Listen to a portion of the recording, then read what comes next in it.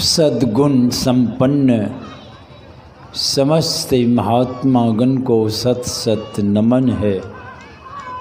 नमन है सद्गुणों के प्यारे सज्जनों को, माताओं और बहनों को भी हार्दिक नमन है।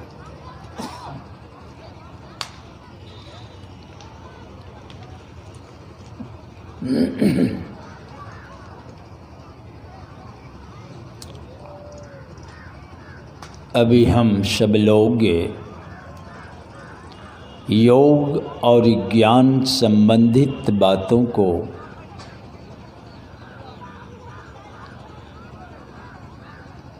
बड़ी गहराई से सुन समझ रहे हैं।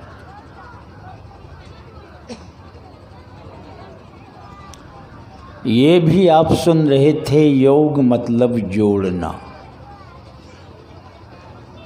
मिलन।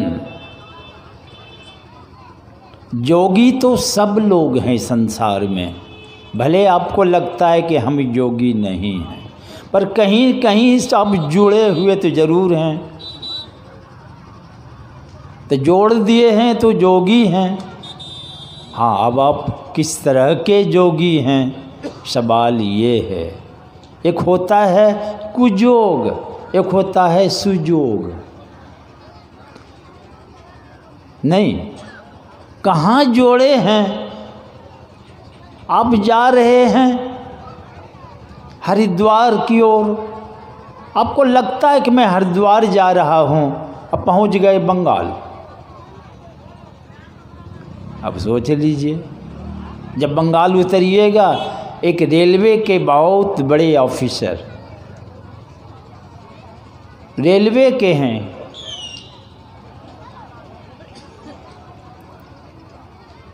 और उनको जाना था कहीं, पहुंच गए दिल्ली।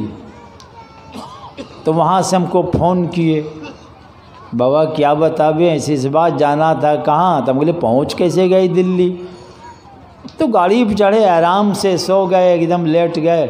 हम सोच रहे हैं कि वहीं जा रहे हैं। जब दिल्ली गाड़ी खड़ी हुई तो हम दिल्ली में उतरे। तो वैसे हम सब लोग भी निश्चिंत हैं कि वहीं जा रहे हैं। अब कहाँ जा रहे हैं उतरने पर न पता चलेगा।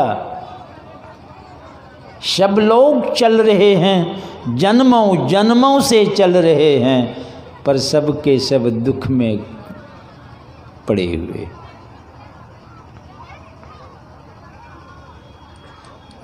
ये तो कोल्हू का बैल जो होता है ना, कोल्हू का बैल अब तो बहुत घट गया। ये गांव गांव में पहले कोल्हू के द्वारा तेल पेरा जाता था, जिसमें बैल को जोता जाता था। अब बहुत कम है, जो कहीं कहीं देखते हैं। ज़्यादा झारखंड अब जो है, गोड्डा क्षेत्र सब में, हर गांव गांव में अब वहाँ भी मुश्किल है। अब मशीन युग है। तो कोल्हू में क्या मैं देखा, एक बंगाल के एक बहुत बड़े विचारक थे। वे तेली की दुकान पर पहुँचे। तो दुकानदार पूछते हैं क्या चाहिए आपको? कहा पाव भर सरसों तेल चाहिए। तो वे तेल तौलने लगे, और उस विचारक की दृष्टि गई बगल में, देखा एक बैल कोल्हू में जुटा है और चल रहा है, उसके पीछे कोई हाँकने वाला नहीं है, पर बैल चल रहा था। तो उस विचारक को बड़ा आश्चर्य लगा कि कोई हाँकने वाला नहीं, ये बैल तो बड़ा धार्मिक बुझाता है, बड़ा उत्तम नस्ल का बुझाता है। हमारे देश में चपरासी से लेके राष्ट्रपति तक बिना हो हल्ला किए कोई काम करना ही नहीं चाहता। आई बैल के पीछे कोई हाँकने वाला नहीं, कोई हल्ला करने वाला नहीं, बैल अपने चल रहा है। तो बड़ा धार्मिक बैल है, बड़ा उत्तम नस्ल का बैल है। तो वे दुकानदार से पूछते हैं कि यह बैल आपका बड़ा धार्मिक बैल है, बड़ा उत्तम नस्ल का है, तो क्या हुआ? तो बैल के पीछे कोई हाँकने वाला नहीं, चलाने वाला नहीं। हमारे देश में राष्ट्रपति से चपरासी तक बिना हो हल्ला के कोई काम नहीं करना चाहता है।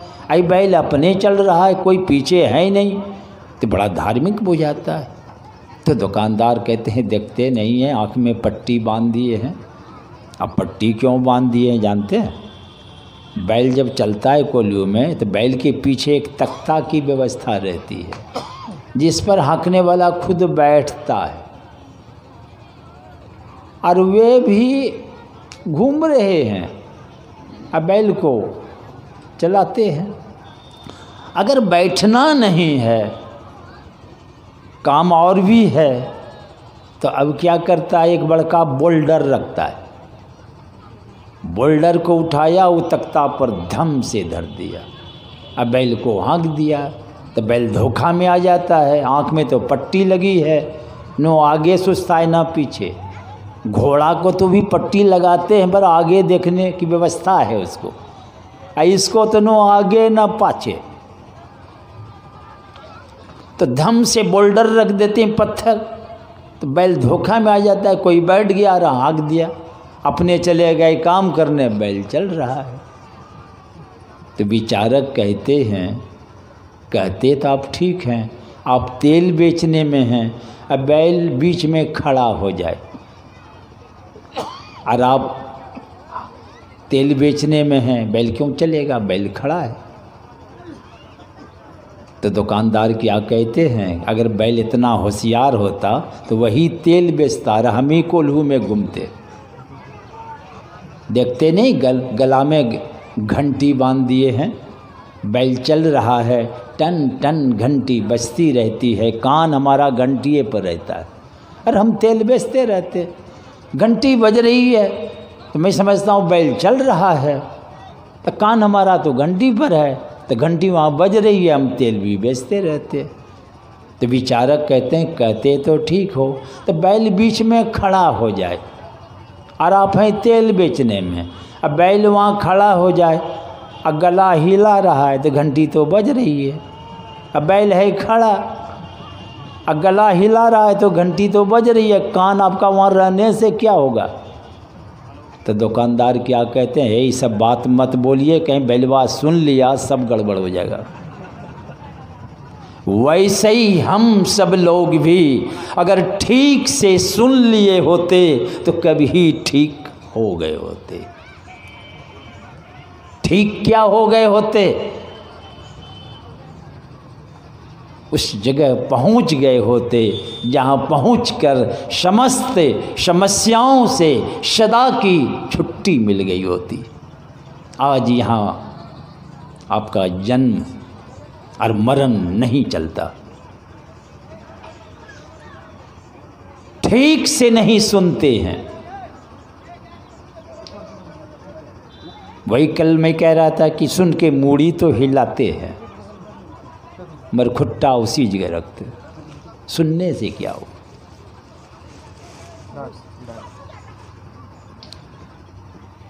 ब्रह्मा जी की बात सुन रहे थे आप, उसको 4 माथा 4 मुंह है, तब एक एक मुंह से एक एक वेद, आयुर्वेद, अथर्ववेद, सामवेद, ऋग्वेद।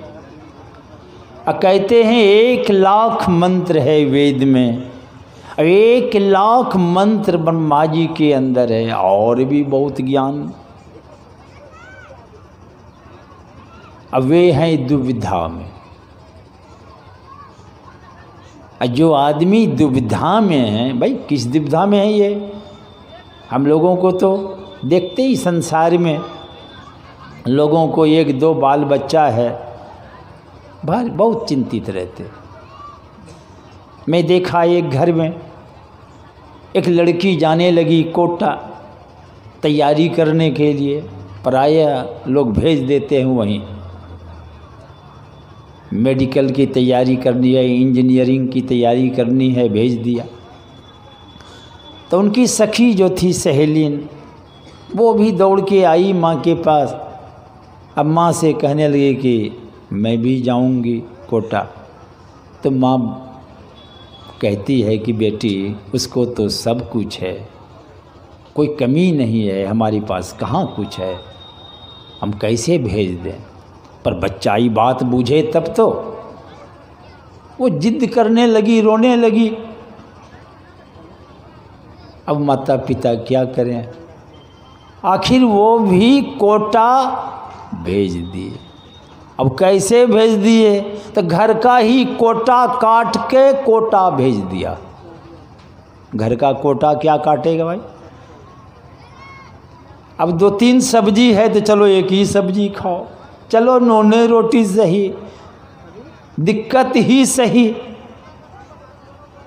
और भेज। तो एक तो बाल बच्चा है, इतनी चिंता, जिनके पास कोई जनगणना नहीं है। मनुष्य की जनगणना तो है, अभी कहते हैं 7 अरब से कुछ अधिक लोग हैं इस धरती पर, इसके अलावे कितने हैं उनकी जनगणना है। ये खटमल और मच्छर की जनगणना संभव है?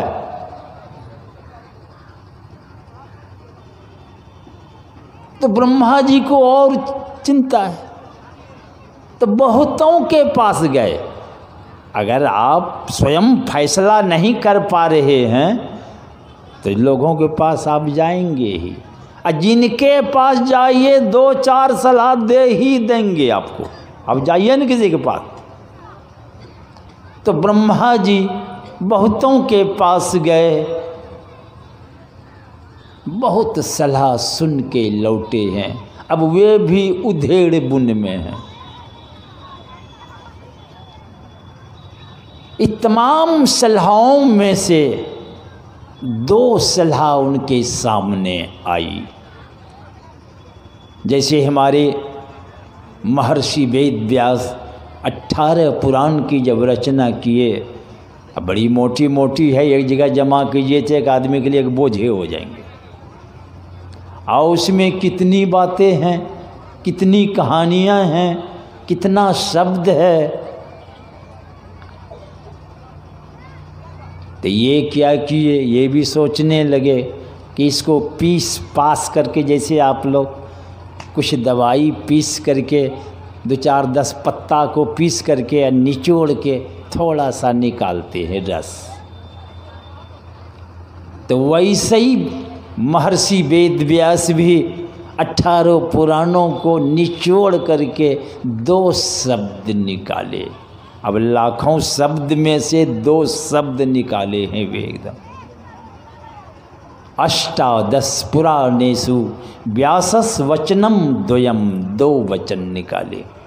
क्या निकाले? सार में परोपकाराय पुण्याय, परोपकार करो, दूसरों का उपकार करो, भला काम करो। अब पापाय क्या है? पाप क्या है? परपीड़नम, दूसरों को दुख देने वाला काम ही पाप। दूसरों को सुख पहुंचाओ, ये पुण्य कर्म है। दूसरों को दुख देना, यही खराब काम है। सार में यही है आपके जीवन में क्या करना है। अब यहाँ दुविधा में है, दुविधा में रहते, बड़ी बड़ी ज्ञानी दुविधा में फंस जाते हैं। तो बड़ी बड़ी ज्ञानी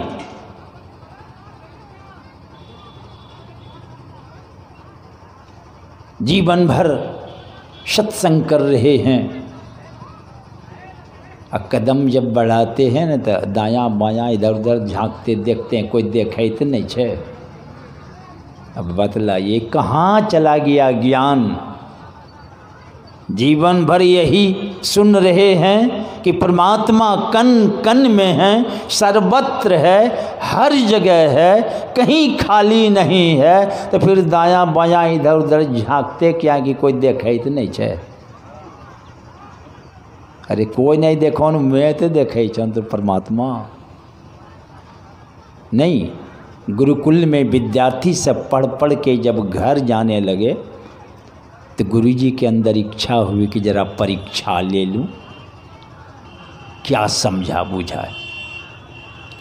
तो गुरुजी कहते हैं सुनो, अब तुम लोग की पढ़ाई समाप्त हो गई है, अब तुम लोग घर जा रहे हो, बड़ी अच्छी बात है, पर हमारे पास एक लड़की है, सियानी हो गई है, शादी करनी है, पास में कुछ है ही नहीं, तो शादी कैसे होगी? तो एक काम करो, अपने अपने घर जाओ और घर से छिपा करके कोई देखे नहीं ले आना। सब विद्यार्थी चले गए अपने अपने घर, ले करके अब घर से आ रहे हैं। सोना है, चांदी है, एक से एक जो कीमती घर में है ले करके आए। गुरुजी के सामने का अच्छा रखो। अब विद्यार्थी आ रहे हैं, रखते जा रहे हैं, सोना चांदी की ढेर लग गई। एक विद्यार्थी वे भी आए, घर से खाली हाथ आए। गुरुजी पूछते हैं तुम्हारे घर में कुछ नहीं था? कहते हैं गुरुजी हमारे घर में कोई कमी नहीं है, सब कुछ है। तो फिर क्यों नहीं लाया? का आप ही ने कहा है कि कोई देखे नहीं। माँ पिता से छिपा के तो मैं ला सकता हूँ और किसी से छिपा के तो ला सकता हूँ, पर आप कहे हैं कोई देखे नहीं, तो परमात्मा तो देख रहा है, उससे कैसे छिपा के लाता? इसलिए मैं खाली हाथ आया हूँ। गुरुजी उठे, बाँह पकड़े, सीने में लगाए और बड़े प्रेम से कहते हैं बेटा तुम ही पास हो, सब फेल, सब फेल। अब हम लोग भी पास में चल रहे हैं कि फेल में चल रहे हैं? फिर अगल बगल क्या झांकते हैं, कोई देखे छे कि नहीं देखे छे? तो ब्रह्मा जी भी के सामने दो बात आई है, योग के द्वारा कल्याण होगा कि ज्ञान के द्वारा? अब दुविधा में फंसे हैं।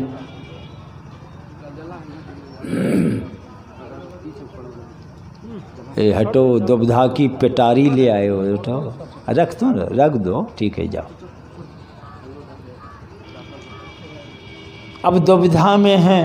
हमारे संत कबीर साहब क्या कहते हैं? दुविधा को करी दूर। पहले दुविधा को ही दूर करो, दुविधा को दूर करो। तो कहाँ जाएं दूर करने? तो हमारे संत कबीर साहब क्या सलाह देते हैं?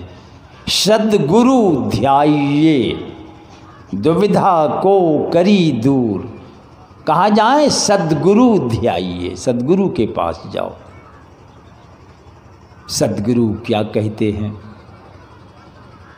आन देव की सेवना चित्त लगाइए। क्या कह रहे हैं?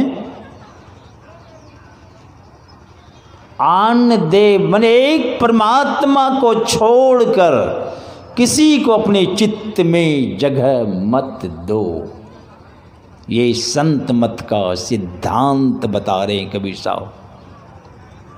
एक परमात्मा को छोड़कर किसी को अपने चित्त में जगह मत दो।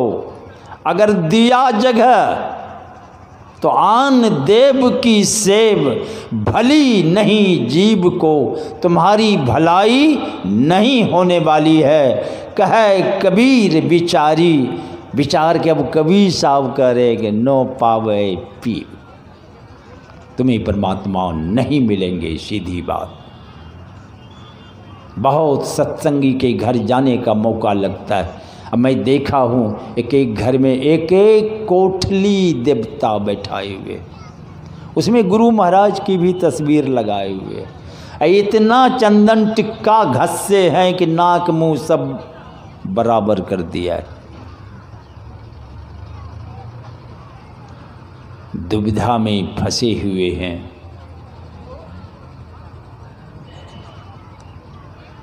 तो कहे कबीर बिचारी नो पावे, वो परमात्मा नहीं मिलेंगे तुमको, सीधी बात है। तो ब्रह्मा जी भी दुविधा में हैं, उधेड़ बुन में हैं। तो वे गए चलो भाई शंकर जी के पास, जो बरसों बरस मस्त रहते हैं ध्यान में। तो गए उनके पास, तो भगवान शंकर कहते हैं दोनों की जरूरत, योग भी और ज्ञान भी चाहिए।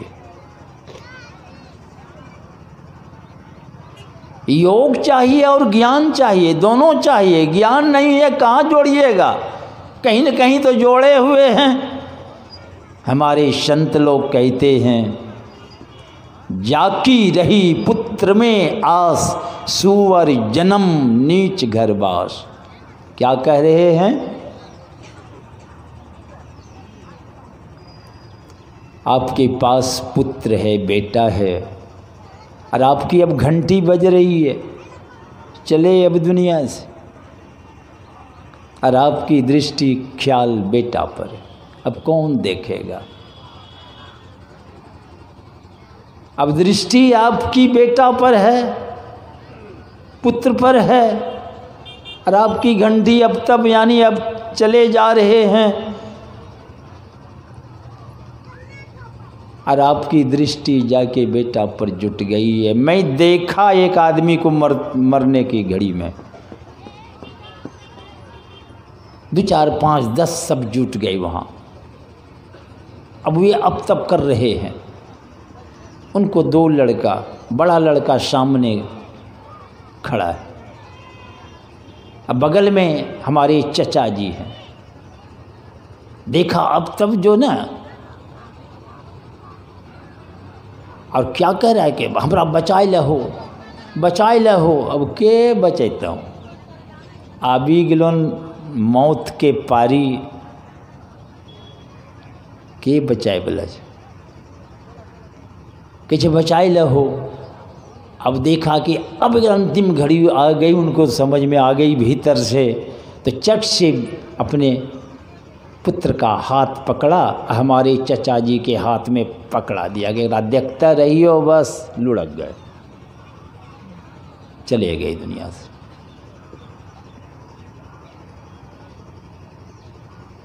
तो आपकी दृष्टि जाके जुट गई है। चले आप कहाँ जाइएगा? ये कैसा जोग है? ये है कुजोग, कु जगह खड़ा करेगा आपको। कहाँ खड़ा करेगा? तो सुअर जन्म, मर के आप सुअर जोनी में जाएंगे। यहाँ एक के बेटा 1-2 में परेशान है, वहाँ एक एक डलिया बेटा होगा एक बार में। और मैं देखा हूँ बनमनखी में तुरंत एक स्वरी बच्चा दी थी, और उनके जो मालिक हैं वे आ गए, उठा रहा था डलिया में, लगा के 20-25 बच्चा, एक डलिया बच्चा। चलो प्रमोशन दे दिया आपको। ये जोग कुजोग है, कु जगह खड़ा करेगा। आलीशान मकान खड़ा किया है, बरसों लगा है, करोड़ों रुपया लगाया है, मकान बन के तैयार है, अभी गृह प्रवेश बाकी है। अब मालिक की घंटी बज रही है, चले मालिक। अरे ऐसा मैं देखा हूँ। परिवार के लोग रोने धोने लगे, कहा कि बाबा क्या बतावे, मालिक चले गए। अब उसी मकान में दृष्टि जुटी रहेगी, बरसों लगाया है, जिसमें लगाए हैं आप, तो उसी में दृष्टि दौड़ती रहती है। कितनों भोज भंडारा में जाइए, एकदम वैरायटी पर वैरायटी है। अगर खैनी की आदत है तो इधर उधर झांकते खैनियों पर, रह के खैनिए पर हो। अब 7-8 मिष्टान कुछ नहीं है उनके सामने, नहीं तो बस बोतल पर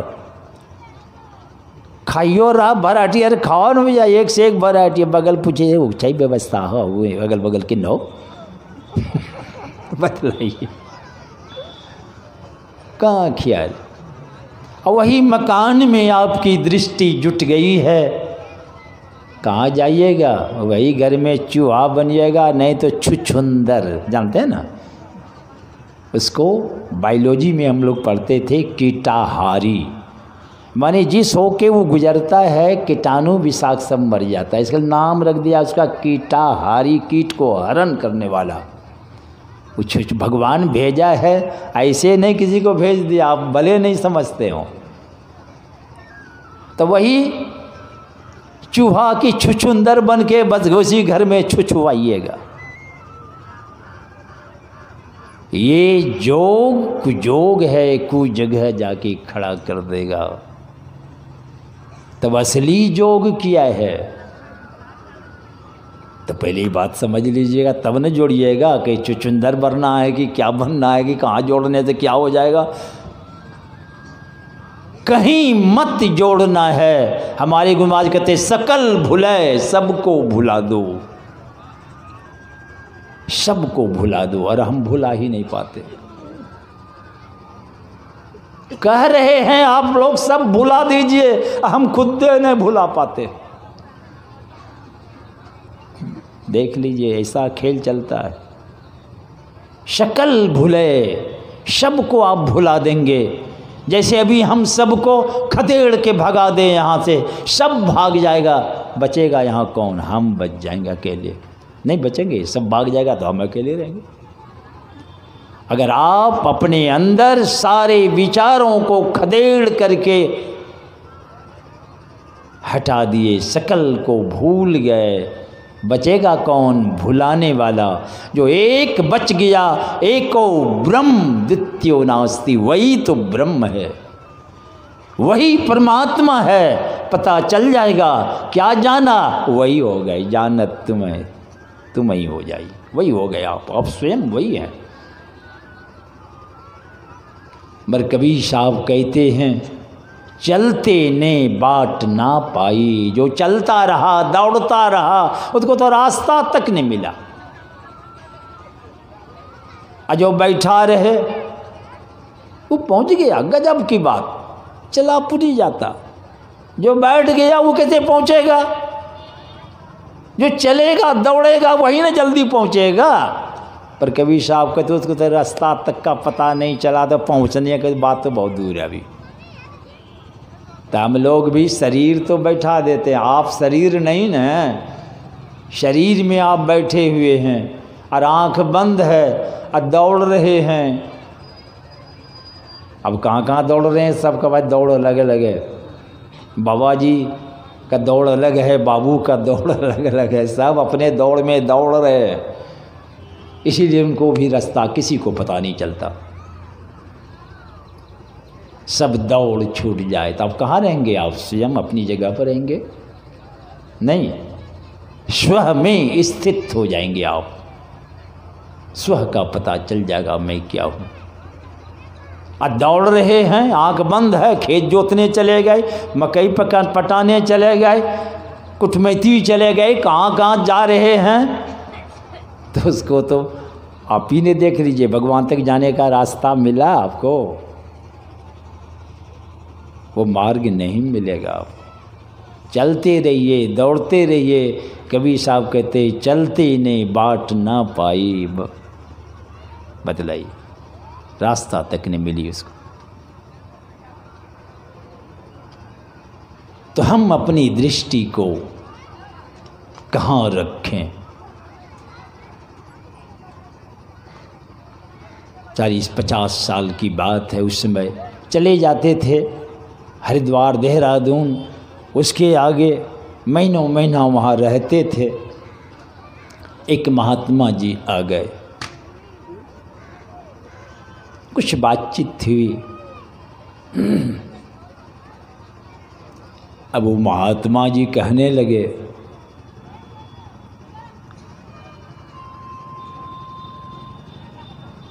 कि आप हमारा चेला बन जाइए। हमको कह रहा था। हम कहा कि ठीक है, हम आपका चेला बन जाएंगे। तो वो ये निकाले, उनकी रचना थी कुछ, तो हम देखे। तो उसी में से मैंने पूछा उनको कि हमको ये समझा दीजिए। तो कहा कि नहीं, पहले आप हमारा चेला बनिए तो हम समझाएंगे। हम कहा कि नहीं, पहले हमको समझा दीजिए इस चीज़। वो कौन सी पंक्ति थी गुरु नानक देव महाराज की?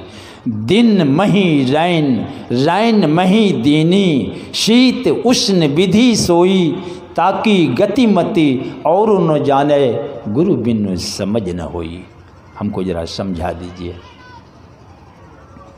नहीं समझाए तो हम भी चेला नहीं बने उनका।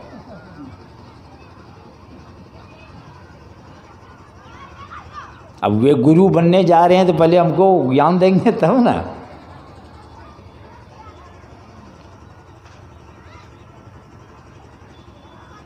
तो दिन मही रैन, रैन मही दीनी,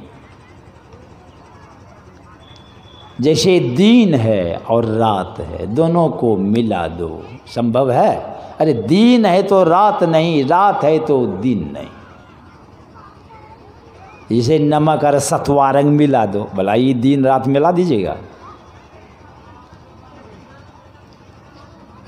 तो इसी बात को गुरु नानक देव महाराज जरा और सरल करके कहते, अरे शीत उष्ण विधि सोई, मने ठंडा, शीत मने उष्ण मने गरम। अरे ठंडा गरम वाली बात बोलो। अब इस पर भी नहीं समझ में आती है तो ताकि गतिमति और न जाने। अगर जानना है, समझना है, ये गुरु चाहिए यहाँ पर। गुरु से समझ लो। गुरु बिनु समझना, वही बिना गुरु के नहीं पता चलेगा आपको। क्या दिन को रात, रात को दिन में कर दें, क्या ठंडा और गर्म। यही देख रहे हैं दाईं आँख, ये सूर्य नाड़ी है, इधर गर्म धार, ये बाईं ठंडी धार है, चंद्र नाड़ी। ये दोनों से देखने की धारा शक्ति निकल रही है हमारी। ये सूर्य नाड़ी है तो ये गर्म है, और ये बाईं है चंद्र नाड़ी, ये ठंडी धारा बह रही है। यही दोनों को मिलाना है, का शीत और उष्ण, यही गर्म और ठंडा, यही है दिन। सूर्य है तो दिन, आइए रात, दोनों को मिला दीजिए, मिला के देख लीजिए। दिन रात के परे क्या कोटि चंद सूरज उजियारी, रवि शशि पहुंचत नहीं। एक दो कौन पूछे, करोड़ों चांद करोड़ों सूरज, उस प्रकाश के सामने कुछ नहीं है। इस चांद सूरज की रोशनी तो वहां जाती तक नहीं है।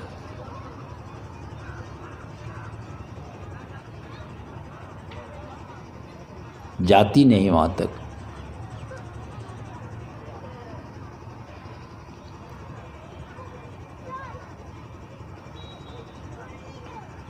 तो जाए कौन, जाएंगे वहां। बस वही है दृष्टि का खेल यही आवे। न जोगी जोग से ध्यावे, न तपसी देह जरवावे, सहज में एकदम आराम से ध्यान से पावे। भाई कैसे पालेगा ध्यान से? तो दृष्टि का खेल यही आवे। यही दृष्टि की खेल है। इसमें आराम से आप बैठे, एकदम सोफा सेट पलंग पर, लाख 1.5 लाख रुपये की चादर ओढ़कर, तब ध्यान लगेगा। अगर ऐसा ही होता तो टाटा डालमिया बिरला सबको कोई कमी नहीं है। एक आदमी आया और कहने लगे, बाबा देखिए ये चादर 30,000 रुपये की है। मैंने कहा इसमें हीटर फिट है क्या? नहीं बाबा, शरीर पर रखिएगा, जरा भी ठंड महसूस नहीं करेंगे। तो चलो भाई, नहीं है तो नहीं है, झुल चट्टी बोरिया तो है, वही ओढ़ लीजिए चुपचाप, कोई फर्क नहीं पड़ता है। फर्क पड़ता है आपकी दृष्टि कहाँ है। सुखदेव मुनि गए कहाँ? राजा जनक के पास। वहाँ कोई कमी थी? ऐश मौज सारे राज दरबार के वैभव, वहाँ कोई कमी नहीं थी। मगर ऐसे महात्यागी राजा जो सुखदेव मुनि गए हैं राजा जनक के पास, और राजा जनक के गुरु कौन थे? हमारे भागलपुर कहलगांव के वे अष्टावक्र। वहीं कहलगांव कोहल ऋषि, कोहल से कहलगांव, कोई कोहोड़ ऋषि भी बोलते, वही कोहल से कहलगांव बन गया है। वही कोहल ऋषि के सुपुत्र अष्टावक्र हुए जो राजा जनक के गुरु हुए। और हमारे गुरु महाराज बड़े विरक्त, संत मत को समझा कहाँ? सवाल ये है। बहुत महात्माओं के पास गए हैं, तसल्ली कहीं नहीं हो रही थी। जब तसल्ली कहीं नहीं हो, जैसे आप दुकान पर जाते हैं तो दृष्टि जाती है, बहुत तरह की मिठाइयाँ हैं, ये है वो है, आपके अंदर क्या ख्याल है? जब वो देखते हैं वो नहीं है तो दूसरे दुकान भी, जिन्हें इस दुकान से वो दूसरे दुकान भी झांकता है, नहीं इधर उधर देखता है। तो वैसे हालत थी इनकी भी। बहुत महात्मा लोग गए, इधर उधर भी झांक रहे थे, कहीं तसल्ली नहीं मिली, जो मिले तो उसके पास चले जाएं। तो दरियापंथी महात्मा के पास उनकी सेवा में भी लगे हुए हैं दिन भर 10-11 बजे रात तक, मगर तसल्ली नहीं हो रही है तो इधर उधर झांकवे करेगा। तो वही झांकने उकने में धीरज लाल जी महाराज के पास भी पहुंच गए। तो भाई किस समय पहुंचते थे वहाँ? तो 12-1 बजे रात को, मतलब उस समय जाने का है, मगर प्यास थी, लगन देख लीजिए, सेवा में हैं दिन भर, 10-11 बजे छुट्टी मिलती। अब वे भी ऐसे धीरज लाल के वो मंडी, गोला मंडी के गद्दी पर बैठे हैं, संभालते। वहाँ तो हजारों मन नहीं, कारोबार हजारों बोरा उठाने के लिए मजदूर रहते हैं, 1500। और मजदूरों के झुंड में आप जाइए तब गुलछर्रा सब सुनिएगा, मजाक सब तरह के होते। और झुंड में रहने वाले धीरज लाल जी की धैर्य। और गए हैं कब? 12-1 बजे रात को जाते थे, चल के पहुंचना होता था रात में।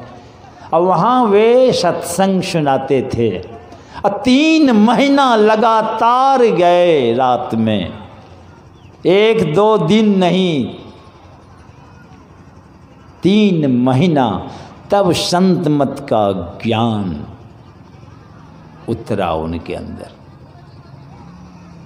तसल्ली हुई। तब हाथ जोड़कर कहे कि भेद भजन भेद बता दीजिए, मगर वे नहीं बताए। कहा आप चले जाएं भागलपुर, कहाँ? जहाँ हम सब लोग भी मायागंज में आ गए। माया की नगरी है सारी दुनिया, देख माया का खेल। भेज दिया उनको भागलपुर, कहाँ? मायागंज मोहल्ला, मायागंज भेज दिया। किनके पास भेज दिए? राजेंद्र बाबू, बाल बच्चेदार, वे भी गिरस्त, वकालत करते थे वे।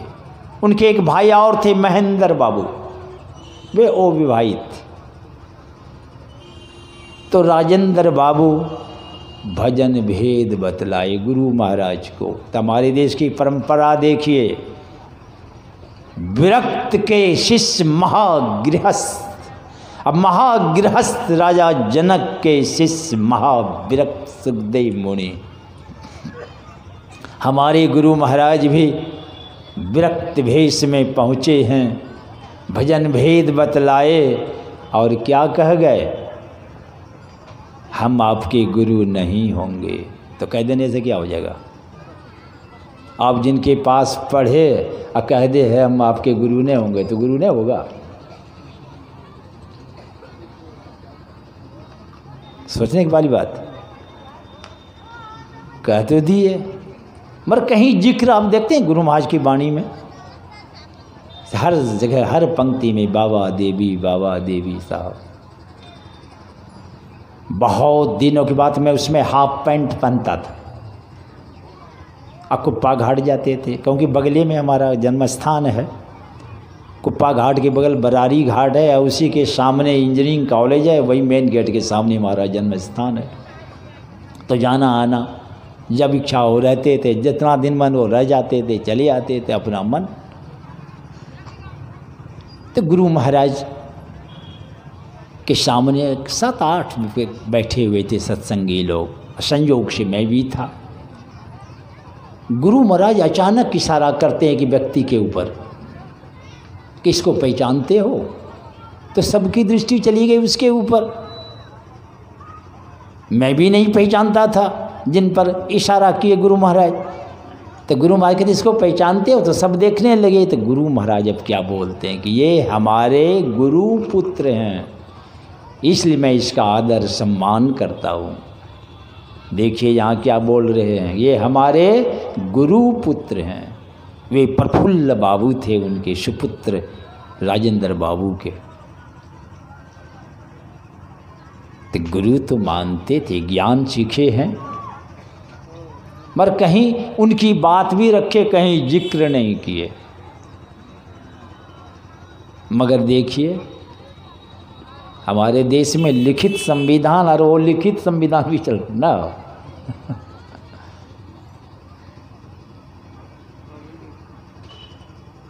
तो हमारे गुरु महाराज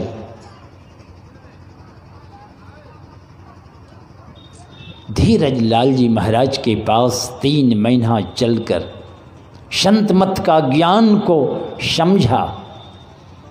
दीक्षा लिए बाद में बाबा देवी साहब के पास गए। वही धीरज लाल जी महाराज क्या कहते हैं, राह गई है बड़ी झीनी हे साधो। कहाँ से? हरिद्वार से, काशी की बनारस से, तीर्थों की धामों से नहीं, राह गई है बड़ी झीनी हे साधो नैन नगर से। आप आंख बंद करें, देख लें नैन की नगरी में तिमिर ठसम ठस अंधकार भरा हुआ है, उसी में आप हैं बैठे हुए।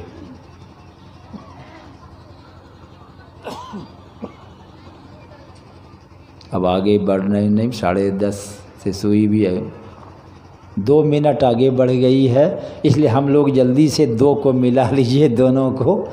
ये ठंडा गरम रोजे तो घर में ऑन करते हैं स्विच, अब बल्ब जलता है, आप भी झट से दोनों को ऑन कीजिए, आपके अंदर भी प्रकाश प्रकट हो जाएगा। और उसी में राह गई है मिलेगा। इसलिए हमारे गुरु महाराज कहते हैं वही है बिंदु राह, बिंदु में रास्ता मिलेंगे आपको। ज्योति नाद का बना मार गया, धरा जाए कहाँ से? वही तिल से पकड़ा जाएगा। अब वैसा मार्ग है, आराम से चढ़ जाइए और पोटरी लइए कि अरे आराम से सो वो पाँव पसारी एकदम। गाड़ी में जब चढ़ जाइएगा तो पोटरी बक्सा माथा पर रखिएगा क्या? तो उसको कोई अच्छा कहेगा कैसे पागल? सो वो पाँव आप पहुँच जाएंगे। तो वही कहते हैं राह गई है बड़ी झीनी हे साधो नैन नगर से। यही दोनों दृष्टि को आप संभालें, 2 नयन बीचों बीच सन्मुख एक टक ताकते रहिए, ताकते रहिए, देखते रहिए, देखते रहिए। खुशामद नहीं करना पड़ेगा, आप ही वह बिंदु झल के प्रकट हो जाएगा, प्रकट हो जाएगा। एकदम आराम से सोफा सेट पलंग पे बैठ के, चाहे झूल चट्टी बोरिया पे बैठ ओढ़ के, आपकी मर्जी। चाहे घर में बैठ के, चाहे जंगल पहाड़ों में बैठ के, मगर जुक्ति मालूम नहीं है तो कहीं नहीं काम बनेगा। युक्ति मालूम हो, आराम से बैठ के बस स्विच ऑन कीजिए, दोनों दृष्टि एक होगी, अंतः प्रकाश होगा। वही प्रकाश में फिर सारा ब्रह्मांड का ज्ञान देखते सुनते, और जिनकी सारी सृष्टि है उनके पास आप पहुँचेंगे। उस परमात्मा का साक्षात्कार होगा, जीवन सदा के लिए सार्थक सफल होगा। बोलिए श्री सद्गुरु महाराज की जय।